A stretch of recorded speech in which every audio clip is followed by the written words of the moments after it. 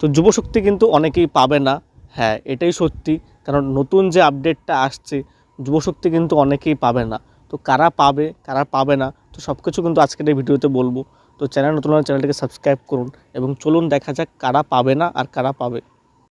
তো যেটা সূত্র মারফত জানা যাচ্ছে যে যদি কারো বাড়িতে তার মা কিংবা বাবা অন্নপূর্ণা ভাণ্ডার কিংবা বৃদ্ধ ভাতা পেয়ে থাকেন, তাহলে কিন্তু সেই বাড়িতে তার ছেলে যুবশক্তি পাবে না।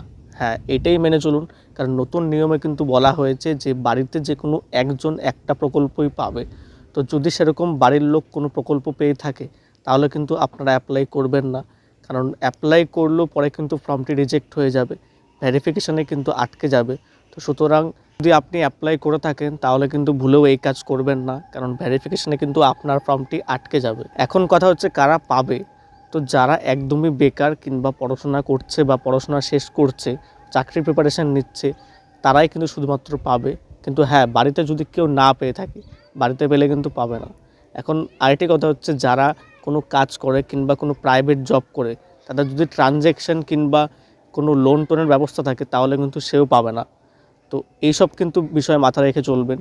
তো আগেই খালি টাকার জন্য অ্যাপ্লাই করবেন না। তো আরেকটা খবর যেটা পাওয়া গেছে, তো যেরকম অন্নপূর্ণা ভাণ্ডারের ক্ষেত্রে অনেকের ফর্ম রিজেক্ট হয়ে গেছে, তো আপনারও কিন্তু ফর্ম রিজেক্ট হয়ে যাবে যদি আপনি 10th পাস কিংবা 12 পাস হয়েও যদি সেখানে অ্যাপ্লাইয়ের সময় গ্র্যাজুয়েশন পাস দেন কিংবা জালি কোনো সার্টিফিকেট আপলোড করেন, তাহলে কিন্তু আপনার ক্ষেত্রে আইনগত ব্যবস্থা নেওয়া হবে।